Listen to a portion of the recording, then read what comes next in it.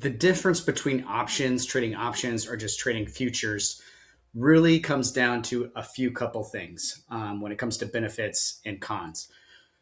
And if you're looking at the chart here, like for example, I'm here in the MES on the micros, and the chart looks basically the same with the SPY. So your trading strategy when it comes to options or futures can really be the same. If you are, especially I recommend you should be doing support and resistance trading, like the true fundamentals. So the strategy is the same, but when it comes to the setup, it's slightly different. I find futures, the setup to be, there are a few more steps involved when it comes to trading futures. You have to buy the extra the markets in order to trade them. You don't just get them by default. You typically have to contact your broker or your exchange and try to add those extra markets so that you get real-time data. You don't always get you don't get the real-time data with the future. So just kind of that extra setup involved. Not every broker trades the futures market. So there's a little bit more research and effort involved in terms of setup. So that's kind of the con necessarily with futures. And so options is easier to set up, easier to get going. And I really like options for that reason. And also the premiums. And the premiums is kind of a benefit and drawback because the premiums on options trades, when you're trading options, and how I recommend you trade options is just like the stock market. You buy and sell, and you can do that using trading options. Don't make trading more complicated than it needs to be with butterflies and condors, all those different ways to trade options.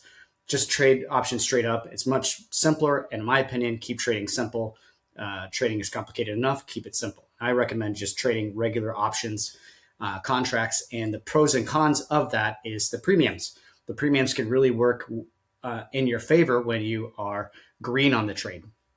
If somehow you have a bad execution and the premiums go against you, that's where you get kind of red on the trade. Let's say, for example, you enter short here and you decide not to get out. Well, you couldn't enter here because it's pre-market with options. But we'll just say, for example, you enter the just in terms of, for the sake of example, in terms of the premiums. We'll say you entered short here and you didn't take profits, and it comes back up dead even to your level.